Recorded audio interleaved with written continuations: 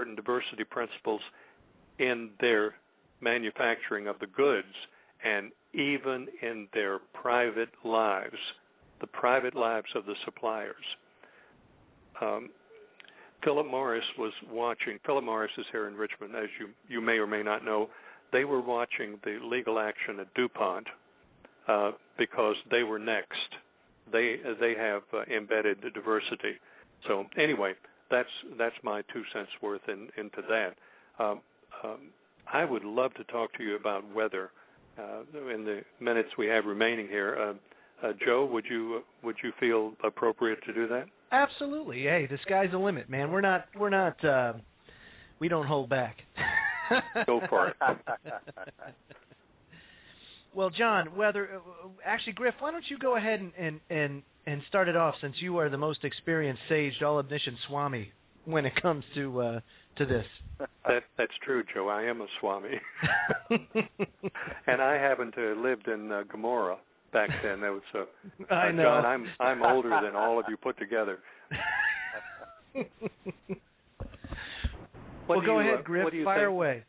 What do you think, John, of the unusual weather? I'm going to lead you into this. We're having earthquakes and strange weather. Now, as a weatherman, looking at the chemtrails in the air coming out of aircraft, what's plural? What's Joe? What's that? I said aircrafts. What do you think is going on in the United States, John, with the strange weather patterns that we've been having? Well,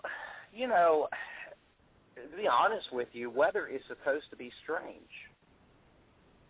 This might not be what you expected me to say, but the fact is I've been a meteorologist for 23 years. I've studied weather at the most prestigious forecasting school in the country.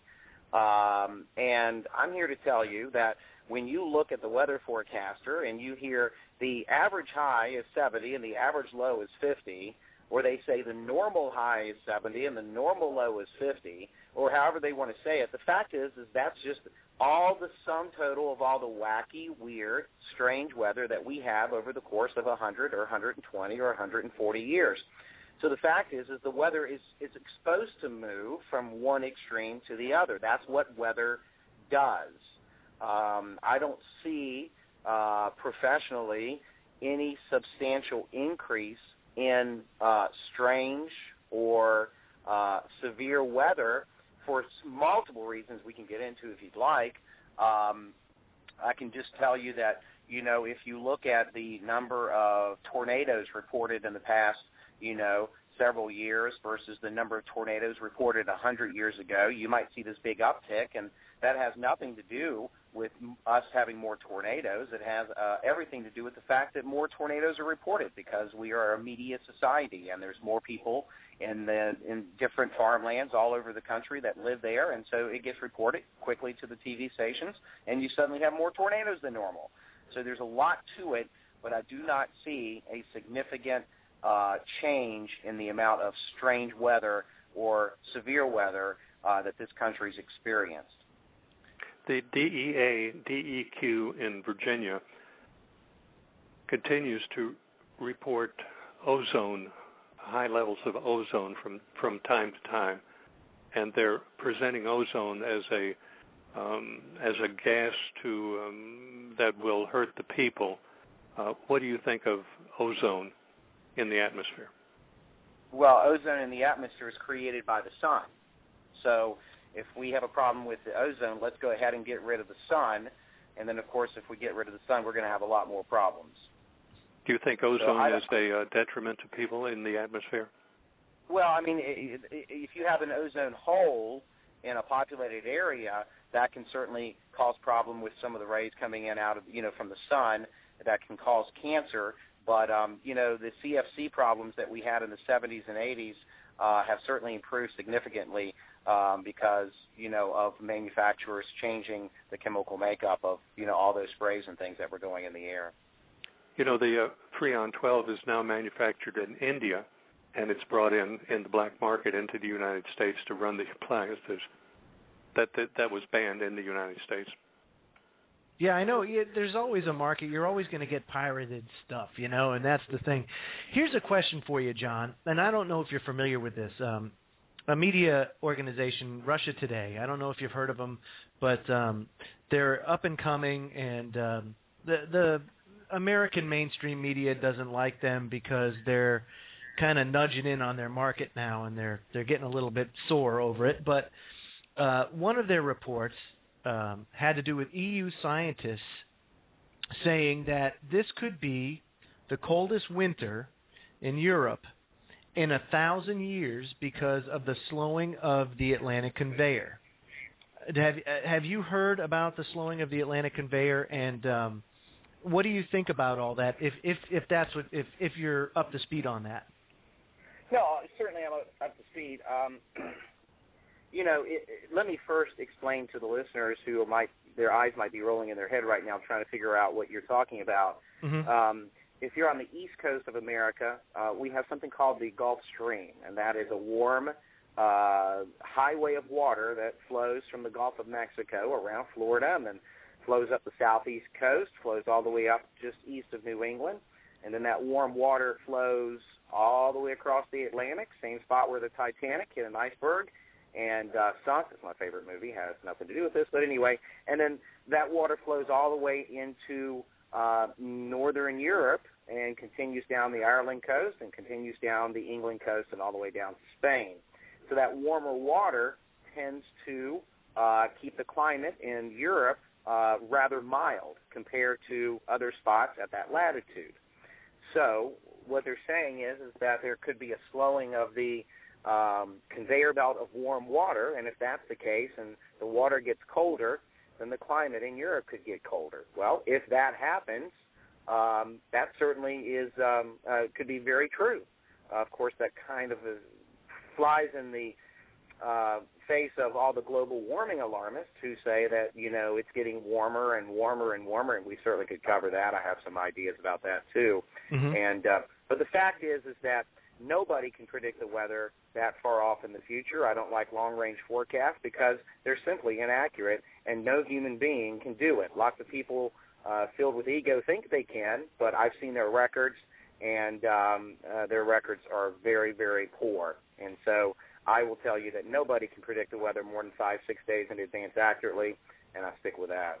But now, John, let me ask you this. I'm gonna go a little bit deeper into the into, like you say, the realm of the unknown. And we live in a technology-laden society today, and we've really come a long way in our ability to manipulate things. And one of those things that I've seen, and if anybody, if you're not aware of this, I'd like to offer you a website to go to, and that's CaliforniaSkywatch.com, and the Agricultural Defense Coalition. If you Google search that, that is a resource of all these documents, these weather documents, these readings, government documents pertaining to weather manipulation and how it's carried out in its various ways. And this is all a woman by the name of Rosalind Peterson actually runs it, and we've had her on the show before, and she does a very good job of laying out exactly how this happens.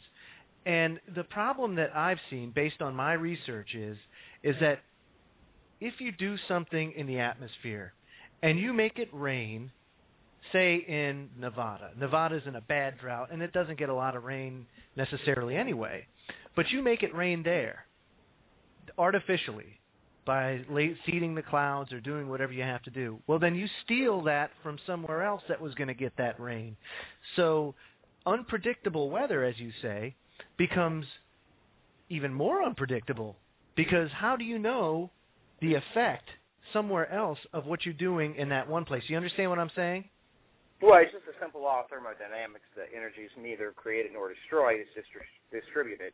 I understand that, but we also you leapfrog from one area to another, and that leapfrog or that jump of faith is that we can alter the weather. I've heard people talk about it, but as an atmospheric scientist, understanding exactly the processes that create rain and the amount of force required to make rain and the amount of force it requires just to lift the air in the atmosphere to create cloud cover, and the amount of moisture in the air required to make not just cloud cover, but eventually raindrops and then eventually rain. There are so many factors involved there that people do not consider. I've yet to see any good documentation or hear anybody that has a very strong argument that weather can be manipulated. At this point, I'm not saying it's impossible, but the amount of power required to manipulate weather is much greater than I think anybody could possibly fathom. It is a huge atmosphere out there, and I don't think mankind has that kind of ability right now. I think mankind would like to have that ability, but the fact is I don't think we have that ability. Let me throw something else very interesting your way. And I love this conversation because it's so good to be able to have somebody that's been doing this and is an expert in weather to be on the show. Do you know that it was over 100 years ago that a man by the name of Nikola Tesla had generated enough power out of the air, out of the atmosphere, to crack the Earth in two? He said he could do it. And Nikola Tesla was also a man that created, I think it was, Griff, wireless energy transmission. Isn't that correct? And is the father of scalar energy, scalar weapons? Yes, he didn't call it scalar, but yes. Right. If you can generate enough power to do that, do you think that it's plausible or within the realm of possibility to be able to generate enough power or enough energy to be able to manipulate the weather? Theoretically speaking, of course. Oh, no, theoretically you could. And, I mean, I'll tell you, if you want to manipulate the weather, you can do that. I mean, all you got to do, first of all, is, all right, let's take in a nuclear bomb, okay? Mm-hmm. If you set off a nuclear bomb, that mushroom cloud that you're looking at, mm-hmm. well, that is the heat from the bomb lifting into the atmosphere, creating the cloud and creating the moisture. And many times in those, you'd eventually see lightning and thunder. And so I'm not saying that the manipulation of weather is not possible. Mm-hmm. What I'm saying is the amount of power required to do that on any kind of scale I have yet to see without having to destroy things in the process. Ah, gotcha. Okay, very good. Folks, if you have any questions or comments, please call the number 646-727-3387. You all are being shy tonight. I don't know what's going on out there, but come on and light up that switchboard and give me some questions. And I'd really like to know your comments on this. Griff, what do you know? Hey, somebody answered the call. So let's see here. We're going to go to Skype caller. Skype caller, you're live on the air. Go ahead. Life's not all guessing games. Sometimes. No, there's a technical difficulty there, so let's see here. All right, we'll get back to it. Griff, when we talk about power and the power needed to generate that kind of energy or that kind of transference to manipulate the weather, that technology, based on your research, does exist, doesn't it? Yes. The Soviets were the first to exploit and develop the concepts of Tesla back in 1960, and their military, it was under the KGB at that time, and they developed different applications of so-called scalar energy. Mm-hmm. Scalar is not RF, it's something else entirely. I don't know if we've ever mentioned, but the Soviets started early developing communication system with Tesla's concepts of scalar. So today their military is communicating via scalar, and the regular radios can't hear it. You have to have a special circuits, receivers, to hear their scalar transmission. So it puts them into a crypto category that nobody can hear the Soviets because of their scalar transmitters and receivers on the communication side.